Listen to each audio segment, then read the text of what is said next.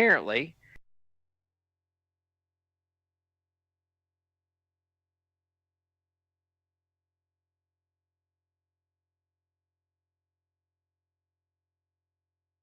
that were out for. And I think he is a great example of people who are just finding some mechanism to hitch their wagon to commit a violent act.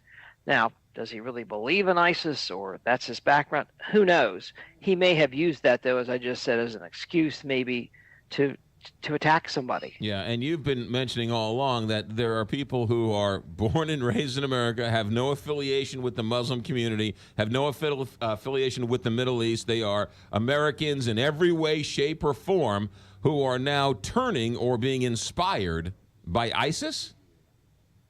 Well, by ISIS or any other, I would say, McGraw, extremist thinking type group. And you can actually go to the other side. You could go to white supremacists. You could go to whatever group you want, where people are looking for direction, structure, attention, and maybe, most importantly, an avenue to get their revenge out on the quote unquote the rest of us because of their own troubled life, because of their own failings, whatever. So from my vantage point, looking at this stuff every day, it's kind of like less so what you end up saying caused you to do this, or you are more so, you that triggered this. So, Brad Garrett, with that being said, how do you go? I mean, there's no way to stop this. It's impossible if you've got some kid who's sort of, an outlier in society. There's no way to stop it. No, McGraw, look at it this way.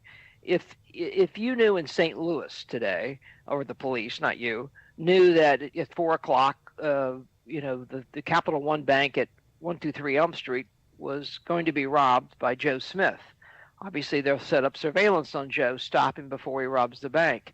I look at this the same way, that people in the community, informally or formally, will hear about information, witness information, talk to a neighbor, and see some of the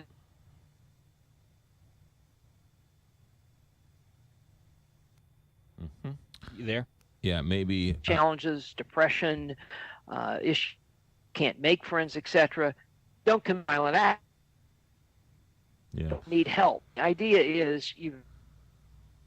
Brad Garrett with ABC News. We're having some technical difficulties. We're going to have to leave it there. We'll come back and revisit it at some other time. But his point, though, is, I think, well taken in that these people who say, you have to keep the Muslims out.